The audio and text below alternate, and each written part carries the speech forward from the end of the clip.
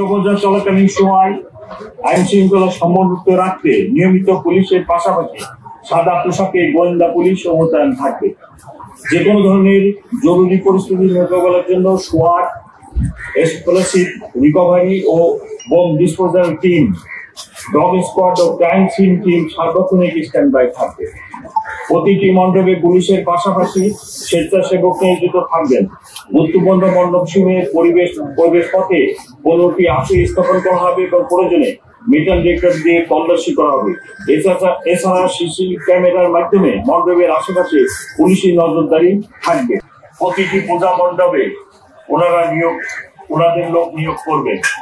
আমি পূজা উদযাপন কমিটি যে নেতৃবৃন্দ এখানে আছেন, আমি ওনাদেরকে রিকোয়েস্ট করব সমাজ কল্যাণ মন্ত্রণালয়ের ওই সকল ব্যক্তি নিয়োজিত হয় কিনা সেটা আমাদেরকে জানাবেন বা আমাদের স্বরাষ্ট্র উপদেষ্টা মহোদয়কে জানাবেন, কারণ ওনাদের ব্যাপক সংখ্যক লোক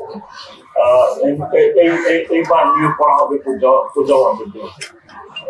ধর্মীয় এই উৎসবকে কেন্দ্র করে যে কোনো ধরনের দুর্তথ্য বা অপতথ্য ছড়ানোর অনুরোধে সাইবার পেট্রোলিং জোরদার করা হবে।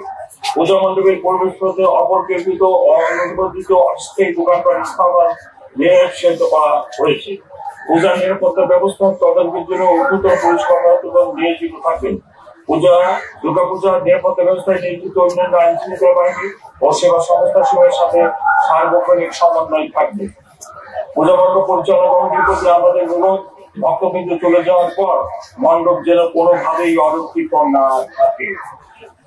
সেই জন্য রাতের বেলা কমপক্ষে 2 জন স্বেচ্ছাসেবক পূজা মণ্ডপে উপস্থিত থাকবেন। পূজা উদযাপন কমিটি আছে, সেই কমিটির লোক অবশ্যই রাত্রি 10টা থেকে ভোর পর্যন্ত ভক্তবৃন্দ আবার আসা পর্যন্ত দয়া করে থাকবেন। আপনারা কাউকে একা রেখে যাবেন না। আমার পুলিশ, আনসার, সমাজ কল্যাণ মন্ত্রণালয়ের যে লোক ওনারা থাকবে, কিন্তু সাথে অবশ্যই আপনাদের 2 জন লোককে রাখবেন। এটা আমাদের স্বরাষ্ট্র মন্ত্রণালয় থেকে এই অনুরোধ করেছে, ওনারা ছিলেন, সেই অনুরোধের প্রেক্ষাপটে আমি এই অনুরোধটা এখানে করলাম। যে পরিমাণ পুলিশ অফিসার এবং অন্যান্য আইন শৃঙ্খলা রক্ষাকারী বাহিনীর সদস্যদের নিয়োগ করেছে, এর বাইরে আমি আমার এই মেট্রোপলিটন পুলিশের যে উচ্চতর পুলিশ কর্মকর্তা আছেন তাদেরকেও ফ্রিকুয়েন্টলি পূজা মণ্ডপগুলো ভিজিট করার জন্য অনুরোধ করছি এবং ওনারা আজকে থেকেই করবে। তাছাড়াও থানা ফাঁড়ির যে সমস্ত লোক আছে, আমরা সবাই পূজা মণ্ডপে নিরাপত্তার জন্য কাজ করে যাব, নজর রাখবো। আমি আশা করি গত বছর পট পরিবর্তনের পর যে পরিবেশ ছিল, তখন আইন শৃঙ্খলা রক্ষাকারী বাহিনীর মনোবল এত ভালো ছিল না, নানা ধরনের জটিলতা ছিল। এবার সেই পরিস্থিতি নেই। এবার আইন শৃঙ্খলা রক্ষাকারী বাহিনীর লোকজন, বিশেষ করে ঢাকা মেট্রোপলিটন পুলিশের সদস্যবৃন্দ সুসংগঠিত হয়ে গেছে। করবেন নেই, আমরা কাজ করতেছি এবং কোন রকম কোনো সমস্যা হবে না। আমি আশা করি নিরাপত্তা জনিত কোনো ঘটনা ঘটবে না। তবে সবসময় দুষ্কৃতিকারী থাকে, সব সমাজেই থাকে, সব দেশেই থাকে।